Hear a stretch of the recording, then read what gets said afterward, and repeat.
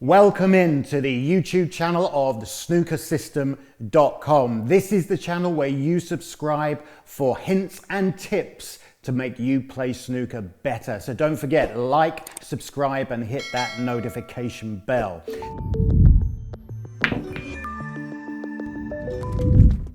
Now in this video, we're going to be talking about the break-off, the very first shot that we play in snooker. How do we break off? What is the secret behind it? What is our objective?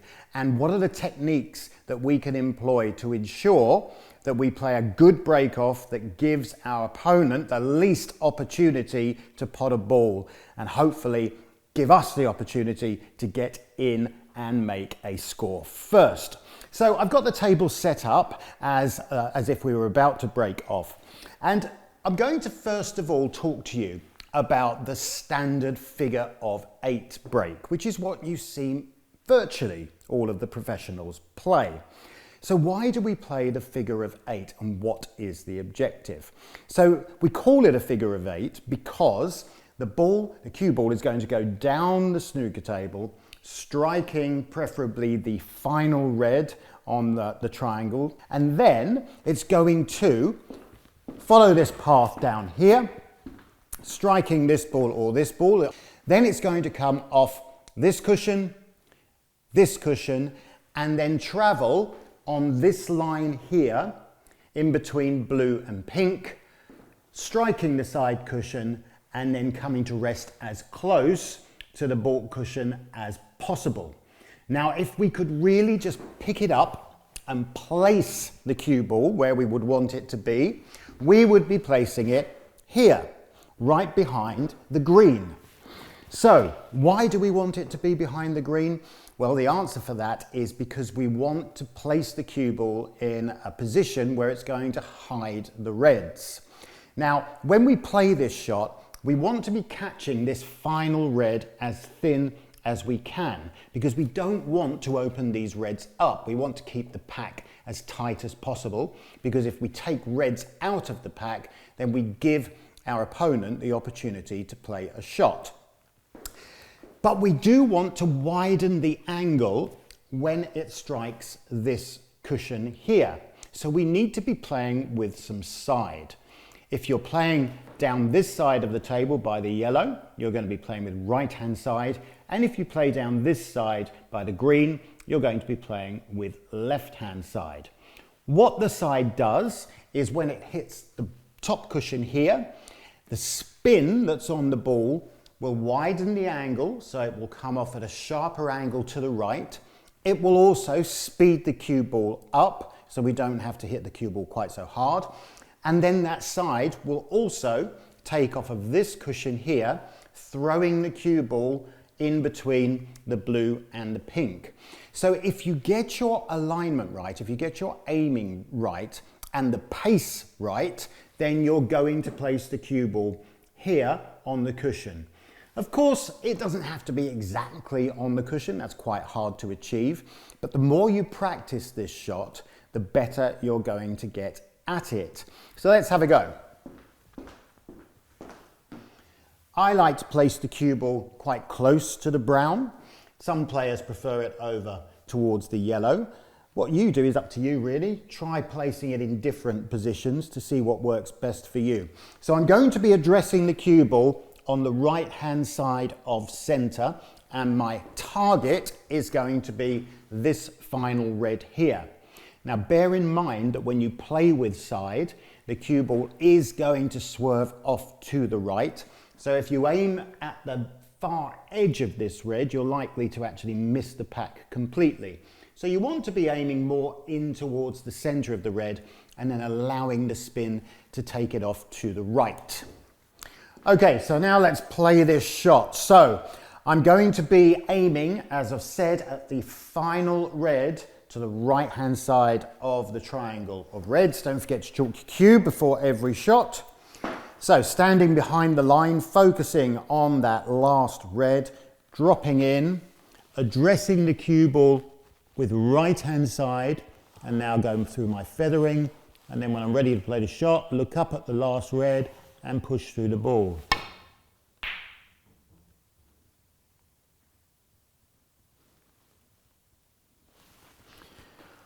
Okay, so looking at the result that we've got there, our objective was to play a figure of 8, which we've achieved, bringing the cue ball in between the blue and the pink off the side cushion and down here into this area of the table behind the green.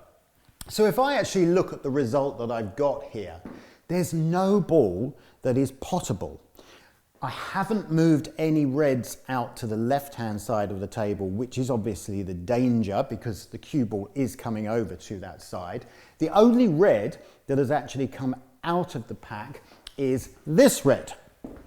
Now, that could be a problem if the player could actually see that ball. However, because I put that cue ball behind the green, it's actually hiding this red, as is the blue. So the only shot that my opponent now has is a safety shot.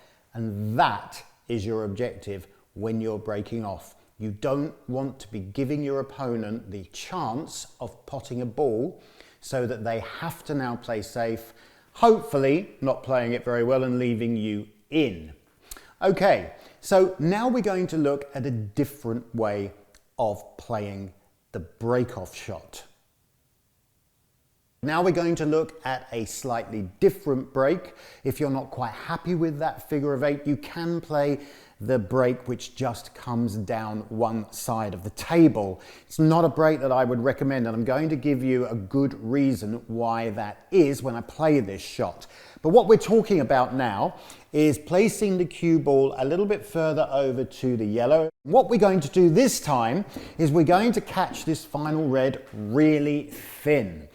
The cue ball is going to come off the top cushion here, onto the side cushion and down past the yellow on this part of the table.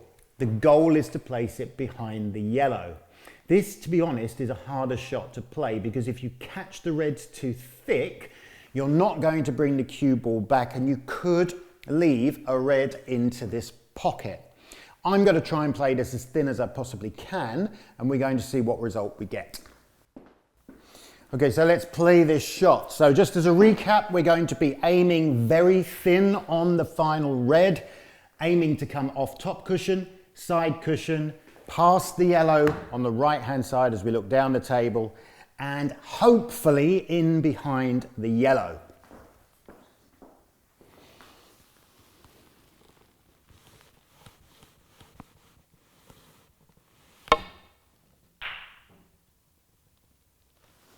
Okay, so hitting the ball very thin is not particularly easy. However, if you catch it reasonably thin, you are going to come back into this area of the table, so long as you don't catch a ball colour. Now that's why the figure of 8 break is my preferred break.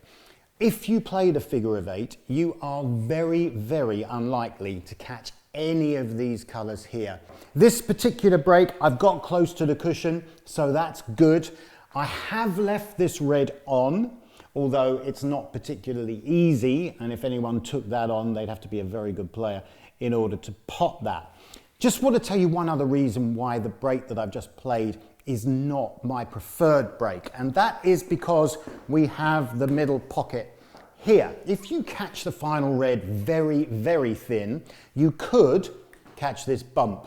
If you catch this bump here of the middle pocket, the cue ball is going to come back across this side of the table and you're likely to leave a red on, an easy starter for your opponent. That will not happen with the figure of 8 break.